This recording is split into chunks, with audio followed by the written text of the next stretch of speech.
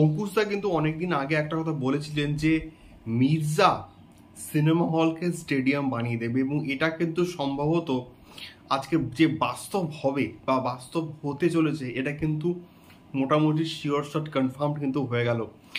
Hello guys, আমি Deep and welcome back to my channel Deep exclusive. So এখন আমি এই ভিডিওর মধ্যে একটা দুর্দান্ত বিষয়কে নিয়ে আলোচনা করব, এবং এটা গতকাল রাতেই কিন্তু মোটামুটি সামনে এসছে।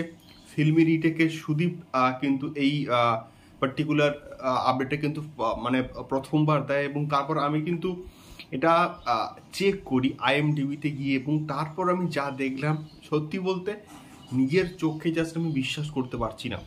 তো বিষয়টা কি, আমরা অনেকে কিন্তু অনেক কিছুই কিন্তু বলা বলি করছি, অনেক ক্যামিও থিওরিজকে নিয়ে কিন্তু মোটামুটি বলা বলি করছি যে এর ক্যামিও থাকছে, ওর ক্যামিও থাকছে, বাট আলটিমেটলি কার ক্যামিও এখানে থাকছে।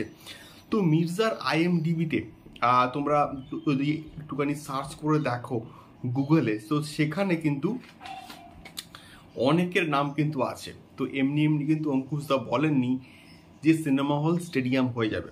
তো ওখানে কিন্তু ক্যামিও হিসেবে কিন্তু কার নাম হচ্ছে ফার্স্টে, যিশু সেনগুপ্ত। হ্যাঁ বন্ধুরা, যিশু সেনগুপ্তর কিন্তু নাম আছে ক্যামিও হিসেবে, এবং তার পাশে প্রসেনজিতের না কিন্তু নাম আছে, মির্জা ফাদার। তো এইভাবে কিন্তু নামটা ওখানে কিন্তু আছে, প্রসেনজিৎ, এবং তারপরে দেবদা। কিন্তু দেবদার নিচে কিন্তু কোনো রকম কিচ্ছু লেখা নেই যে দেবদা এখানে কি রোল প্লে করছে বা কী রকম ক্যামিও বা কী বৃত্তান্ত, এই সম্বন্ধে কিন্তু কোনো রকম আপডেট দেওয়া নেই। এবারে আসি জিদ্দার ক্ষেত্রে। তো জিদ্দার ক্ষেত্রে কিন্তু কোনো রকম ছবি কিন্তু নেই, পাশে কিন্তু লেখা আছে ক্রেডিট বলে।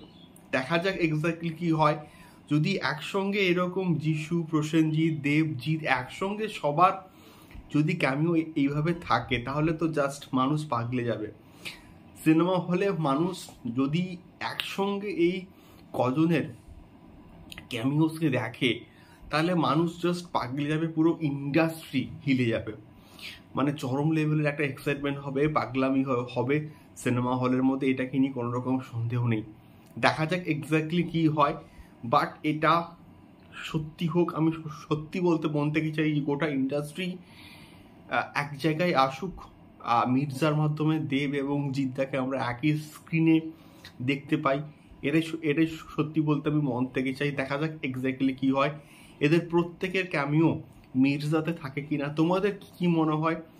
দেবজিৎ, যিশু এবং প্রসেনজিৎ, এই চারজনের ক্যামিও কি মির্জাতে থাকতে চলেছে? আমাকে অবশ্যই কিন্তু কমেন্ট করে শেয়ার করতে পারো। এখন তো ভিডিওটা এই অবধি, দেখা হচ্ছে পরবর্তী ভিডিওতে। টাটা।